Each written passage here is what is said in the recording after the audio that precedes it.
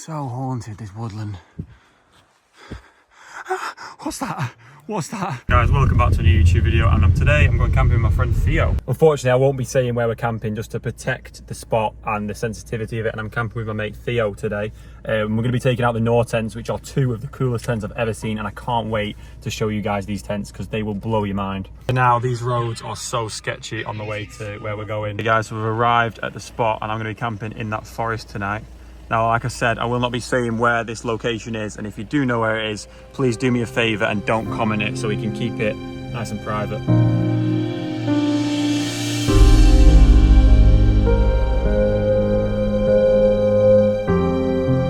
So after packing ultra light for the Cumbrian Way, we've decided to do a extremely heavy camp. I've probably got about 15 kgs of gear, but to be fair, a lot of this is just stuff that I'm testing out come winter. So in my bag, I've got a full 4-season 2-man setup, which me and my girlfriend will be using, which obviously I don't need for this camp, but I'm just testing it all out to make sure I'm happy with how everything is.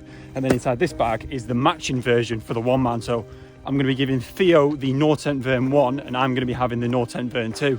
Now, anyone that follows me knows I'm a massive fan of Nortent, and I can't wait to compare these tents and have a look what they look like side by side. And saying that, the spot that we're camping at is only about 2 or 3 kilometers walk, meaning it's probably less than an hour to hit the spot on relatively flat ground. But yeah, I'm looking forward to testing out all this gear, and I'm going to be taking it to Scotland. I want to do some camps well above 1,000 meters in some serious sub-zero conditions, so it's good to make sure all this gear performs well and I can get the most out of it come winter, which is very quickly gaining on us. As I was saying, today is one of the first days where the sun sets before 8 p.m, so that's pretty crazy. I feel like this winter has just gone in a flash, but yeah, we've got some delicious scram with us and hell of a lot of gear, man. Definitely way too much gear for 2 people, but like I say, a lot of this is testing it out for winter.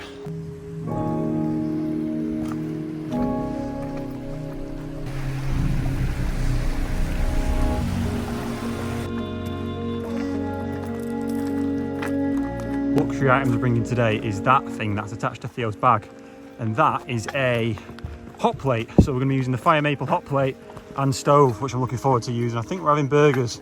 Theo's on chef duty tonight and I'm on setting the tents up. I've probably got about 15 kgs worth of gear, and usually my base weight is around 8 kilos, so yeah, it's a bit ridiculous this, but it's something different, and I'm looking forward to setting up these really cool tents. And again, we have enough gear here for 3 people, so if we had a 3rd man, this would be split a lot more evenly. The place is absolutely beautiful when it's sunny. Not too far, we're only going to be camping in that woodland over there, so like I say, it's only about 3 kilometers from the... As you can see, the weather is absolutely perfect. There's literally no wind. All the trees are very still. And it's warm, but it's not too warm. It's probably about 15 degrees. Well, camping when it's warm can be equally as uncomfortable as camping when it's freezing, so it's pretty nice. But like I say, I brought all my winter stuff, and I've even got my down wrap sleeping bag, so I'm going to be warm tonight.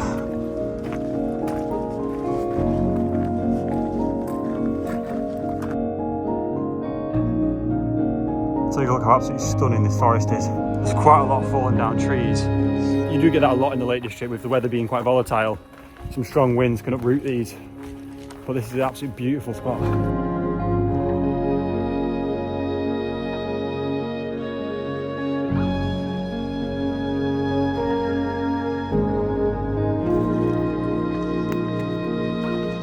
Yeah, it's quite tough. I think I want to go left. Down here.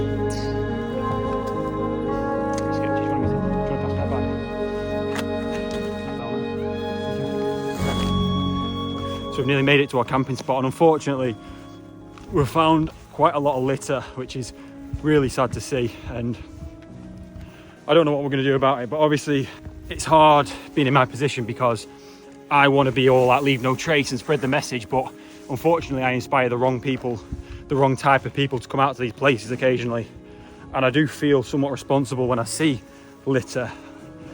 So with that being said, we are going to tidy up almost everything that we found in this particular spot. There's quite a bit up there. There's probably about 2 bin bags worth, so tomorrow morning I'll either come back because it's only an hour walk, or I'll just fill up the bags, because I mean we've got a ton of gear anyway, but I don't want to make excuses. We made it to the camp spot. Beautiful, man. And if you do know where this spot is, I asked you very nicely to zip it and not to comment where it is, just because of what I've just shown you up there with the litter. It's not on, and we need to try and protect these spots. Anyway, let's set the tent up. Mate, this is beautiful, mate.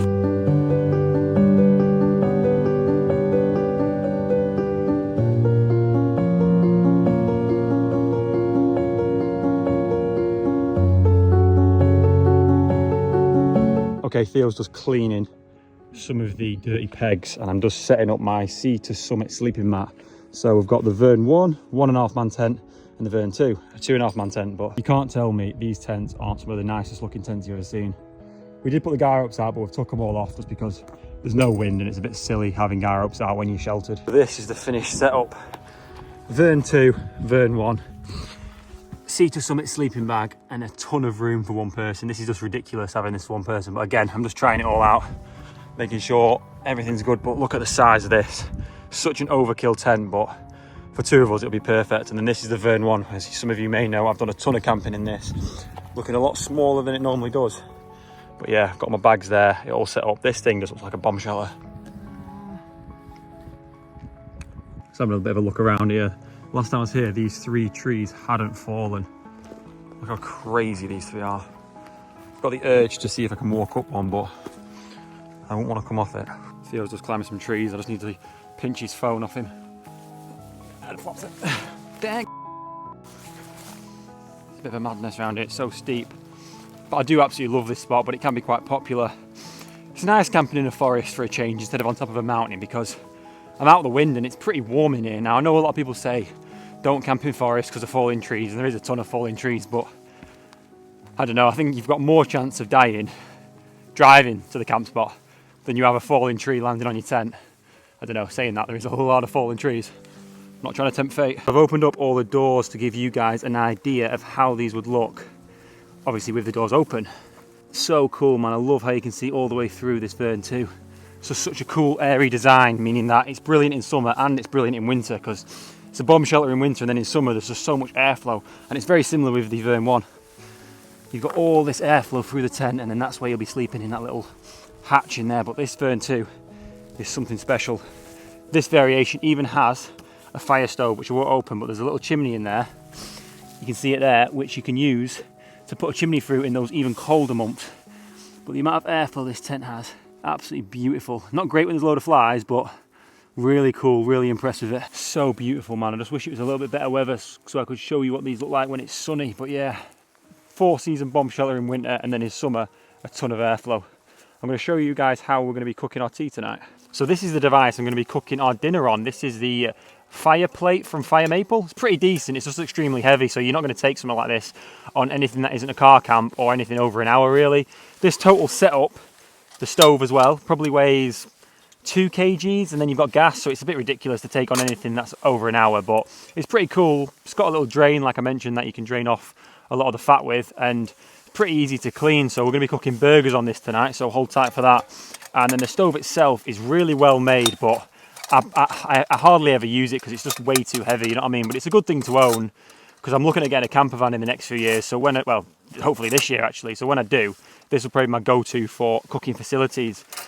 But yeah, I'm glad we managed to get the Vern 2 in time, because me and my girlfriend are heading to the Dolomites a week tomorrow, where we're going to be doing some camping and hiking well above 2,000 meters. We're camping at altitude. It's going to be like -5. I think it can get as cold as -5 if you're 2,500 meters above sea level, which hopefully some of our camps will be. But it's about a 15-hour drive, 5 hours to Dover. We're going to get the ferry from Dover, and then it's a 9-hour drive from Dover to Zermatt, where we're going to be spending a couple of days. I really want to do one of the 4,000ers, but I'm not sure I've got the correct gear at the moment. I might rent gear. I've done a couple of 2,500ers, which I'm pretty comfortable with, but obviously, don't get me wrong, 4,000 meters is a completely different ballgame when it comes to hiking mountains.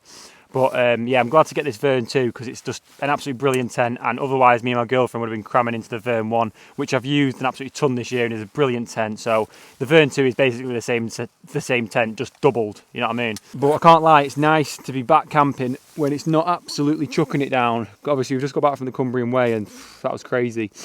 We did see a bit of rain, don't get me wrong, but it's only about 15 minutes. Theo's just chilling out by the lake at the moment, so I'm going to catch up with him in a minute. We did have another friend who was going to be coming today, but I don't think he's going to turn up. But this is the first time getting the Nortent Vern 2 out into nature, and I'm absolutely loving it. It's going to be my go-to for winter.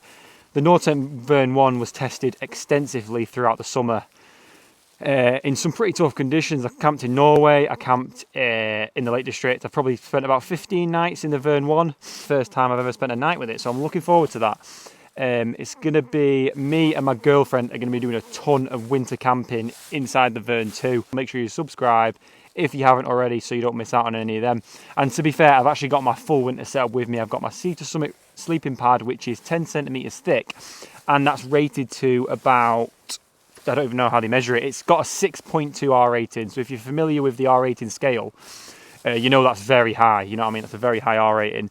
Along with my Rab sleeping bag, which has a comfort limit of -9, which is crazy.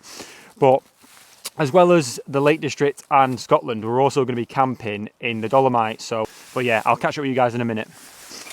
Okay guys, I don't know if you can see me, but I'm going to give you a quick rundown on my winter sleeping system. So I'm going to be using this Rab sleeping bag, which is rated to -9 or -10, I believe, and that's the comfort rating. So the extreme limit on this bag is like -40, which is crazy. Don't get me wrong, you're going to be freezing at -40, but it does about keep you alive. A little cheap inflatable pillow from Amazon, which I've recently cleaned since the Cumbrian Way, and my Sea to Summit sleeping mat, which has an R rating of 6.2, meaning it's perfect for winter. I'll also be taking an insulated foil mat for me and my girlfriend, and of course the tent I'm going to be using primarily is the Nortent Vern 2, and that's the tent I'm in today. First impressions of this tent, I'm absolutely buzzing with it. Let me show you guys around. So as you can see, you've got more than enough room. You probably get 3 sleeping mats in here if they were quite narrow, to be honest. Little cords to hang your stuff. One massive porch with a little fire chimney there if you wanted to put a little fire there, and of course a second porch which I'm currently kind of leaning out the side of. But yeah, there's so much room in this tent for gear. It's perfect, and I feel like it's good when you're winter camping to have a pretty big tent because it goes dark at 4 or 5 o'clock and you want a nice place to chill, because if you're both crammed into a 1.5 or a really small 2-man, you're going to feel really claustrophobic. So I think it's important to have a good amount of space when camping in winter. So hold tight, because I'm going to be taking this on some of the craziest camping trips hopefully you've ever seen come this winter. Hey guys, so this is the setup right now. It's quite hot. Bloody hell. Don't know how I'm going to get it off. So that's the stove. Little canister. It's on a stand. And then this plate just goes on there. That's going to get hot. And then we're going to load it up with 2 of Theo's most delicious beef burgers. Oh, I fumbled that there. Done. It's done. It's done. Let's get that plate on. There we go. We've got 2 beef burgers each, which look pretty delicious. Where did you get those beef burgers from, bro? Tesco, lad. Big Tesco in that. Shout out Tesco. Beef burgers. Pretty cool. Oh, that's perfect, that. That is absolutely perfect, man. Woo! A bit smoky. Steamed my camera up, man. Smell like a burger van. It is better than a pot noodle, I can't lie. Now, anyone that follows me knows that I have a horrendous track record with food. I can't be doing all this, you know what I mean? I'd much rather film videos and do some crazy hiking, but I can't lie, this is looking like a bit of a movie right now. Today's segment with Anthony Bourdain. Cheese! Getting the cheese on in that. It's starting to rain again, but to be honest, it's not that heavy. It's just spitting all night, and tomorrow is meant to be a little bit sunnier, so I'm hoping I can get potentially some swimming in tomorrow, or even some paddleboarding. I brought my stand-up paddleboard with me, so I really want to use that. So hopefully tomorrow is A, warm, and B, relatively dry. So when the rain comes out, I'm always glad to have my Nortent, as this thing has got perfect beading. I'm going to shut this door up now, and I'm going to do the same with Theo, so we keep our porches nice and dry. I think these are nearly done now. Now wraps are better than buns because they don't squish and they're a little bit lighter, while containing the same amount of calories. It's a surprise what's in here, apparently. Oh, nice, bro. Where is it gone? I'm gonna go with that. Bit of cheese, bit of lettuce, and I don't know what he's putting on now. Some kind of like weed. Is that weed? Onions. Onions, bruh. Baby on baby. I don't even know what those are. Are these tomatoes? Yeah. Nice. They look like a vibe, bro. Definitely beats a pot noodle. Today was meant to be the best day of the week, and it is chucking it down, but Can't complain too much. We're round 2 right now. These are looking unreal. This plate is really good. I badmouth it because it's just so heavy, but it is really good. On camps like this, it's perfect. So there we have it, guys. It does look a bit of a mess, but you've got beef burger, cheese, onions, lettuce and tomatoes, and I've also got some barbecue sauce, man. That'll do. So it's night time and these tents are looking pretty nice. Just had some food, as you guys have probably seen. I'm going to grab my toothbrush and then we're going to head down to the river. He's got his little blankie with him. He can't sleep unless he has his blanket. There is something really scary about being in the woods at night. I don't even feel scared when I'm on top of a mountain, but I think the thing with the woods is you never know what's round a tree, and we're just waiting for a skinwalker to pop out from behind some of these trees. It is pretty scary, you know, being in the woods, but lucky I've got big Theo with me, so hopefully if anything does kick off or we see a bear, we should be absolutely fine. This is so steep, this terrain, it's crazy. And there's loads of little mushrooms for all the mushroom enthusiasts out there. Gonna brush our teeth, wash our hands, face, freshen up, and then we're gonna head back to our tents. It's funny because this is literally the smallest woodland ever. When you're in it, you just think like you're in the middle of like the Canadian wilderness. There's literally probably only about 500 trees, but it creates such an eerie feeling. Like I was saying, like I am not scared of being on a mountain on my own, but I would not be doing this on my own. I cannot lie, this is like Witchville. I'll tell you a ghost story about this area. So this particular area was flooded. Secrets about the location, but this is a true story. This particular area had some really bad flooding, and a graveyard flooded in this area. And after it flooded, they repatriated a lot of the bodies in the graveyard, a lot of the bones. There was a witch that was buried here that was hung or drowned back in like the 18th century. They went to dig the bones up from the witch's grave, and there was no bones to be found. So yeah, some people say they've seen the witch walking around in the woodlands making a noise. If we hear a cackling noise or I play this footage back and I see anything moving in the background, you know we found something that we shouldn't have stumbled upon. What are you saying? No, it was a witch, bro. They buried a witch around here, and then they went to dig her bones up to move them away, and they never found the bones. The bones are still missing. And some people who walk alone through this woodland have been known not to return, and many dog walkers have reported hearing a cackling noise. So let me know if you hear anything. It's all right because Theo's got his blankie with him, and he can't sleep without his blankie. Is this the right place, bruh? We're trying to find the river so we can brush our teeth. So we're trying to find our way down to the lake. And it's pretty sketchy and pretty steep, but you just slide on your bottom. Oh my God, that was higher than I thought. You just slide on your bottom, we can get to the very required water source. Don't shine a light at him, because it could be the warden, bro. What do you think I'm bringing a big Listerine? Yeah. Look how small this mouthwash is that he's brought. No, it's a travel mouthwash. Back up the steepest hill ever. Oh, it's gonna be painful. We're up, baby. Back into the woodland we go. So haunted, this woodland. What's that? What's that? If anybody finds this footage, tell my mum I love her. So I was just saying to my mate Theo, imagine if we got back to the tents now and the tents were completely missing. And it turns out we had been missing for a year. Theo's really shaken up at the moment. But it's okay because he's with Joe Explore. Oh my God, what was that? It was my Garmin. It was just my Garmin Relax. We've botchly made this pretty cool little hammer axe thing. And I'm not going to rip the bark off this tree. But it's pretty solid, man. It's Theo's little number. A little axe kind of thing. Pretty sturdy. You're not really doing much with it, but... So this is the setup. Now these tents really do match, and I'm looking forward to getting into this absolutely palace of a tent. Give you guys a house tour. Wow, guys, take a look at this setup. That is a nice place to be. There is a lot of room in here. I'm going to get in quick before all the bugs join me. Really good airflow going through the tent, so I'm not too hot, but I'm obviously very sheltered. And you've got these to hang head torches, lanterns, and eye masks. There's an eye mask somewhere about, which I need to find. What I like to do is I like to put this sit pad underneath a pressure point, which is my shoulders. Makes it a little bit more comfortable. But I found my power bank. It's a bit of a mess in it right now, but very comfortable. Pillow is nice and organised. That's my sleeping bag, which I'm going to be opening up. I'm not going to be sleeping in it. And then my 20,000 milliamp power bank. But yeah, this tent is huge, man. I love the inside of it. It's an absolute palace in here right now, and it's such a change from what I was using on the Cumbrian Way. And as you can see, I'm going to watch a little film, or the rest of a film, on this really handy tripod that I do use for filming. Okay guys, that's a wrap. I'll see you in the morning now, hopefully after a good night's sleep, where we're going to be doing some paddle boarding.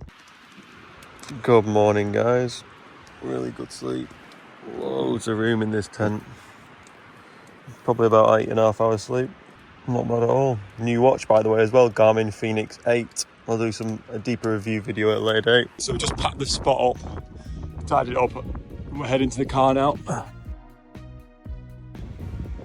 Back through the forest. We're going to try and get a paddleboard in, but it's looking pretty cold and windy. So the moment you've all been waiting for, paddleboard time. Absolutely freezing, but we said we'd do it, so we're going to do it. Just going to get it set up and then head down to the lake. So we're going to be using this fin from Boost Surfing that connects to the bottom of our SUP stand-up paddleboard. Literally clips on, it's rapid, and this is the remote we're going to be using. So we're just going to screw it on, and then you start it up by using the little magnet. So this is the device we're going to be using, the Boost fin. And I'm just going to bang the button on, and that's going to fire up. Ready to go. Let's get this in the water. It is very cold right now. We've got the fin set up, ready to go, and I'm in a wetsuit, as you can probably tell. Yeah, I was really impressed with this, to be fair. It actually goes faster than it looks, and it helps you being able to stand up on it, meaning that you can literally surf on flat water and you don't need the waves, which makes it pretty decent, to be fair. We covered a lot of ground on it and obviously saves your arms, meaning that I'm probably going to do a few island camps with this. Now you get 120 minutes running time with this, which is pretty crazy, and 20 pounds of thrust. It's literally like having a portable motorboat with you. And it was so easy to fit. You can literally use this on a surfboard, a stand-up paddleboard, or even a kayak. So I might even attach this to my kayak and do some serious wild camps on places like Loch Lomond and Windermere, which should be pretty decent. So make sure you stay tuned for that. But as you can see, I stood up and I was literally running, and all of this is controlled off the remote control that's on your wrist. I was absolutely flying. If paddling isn't your thing, you can literally just use this to chill, steer yourself in a direction, and off you go. And surprisingly, this only weighs in at 1,200 grams or 1.2 kilos, so you don't feel it at all on your surfboard. So I forgot that I had my glasses and hat on, which I nearly lost. But yeah, when I was finished, I literally just powered it down, steered myself back to shore, and then it was time for Theo's go. Boost fin. Boost surfing fin, he's flying right now. It's so cold today, the wind is out, and it's tough. You gotta do 5 minutes. Get that fin fired back up. Back home, sorted all our gear out, and of course it's sunny now, so make sure you subscribe, and thank you for watching to the end. I'll see you in the next one.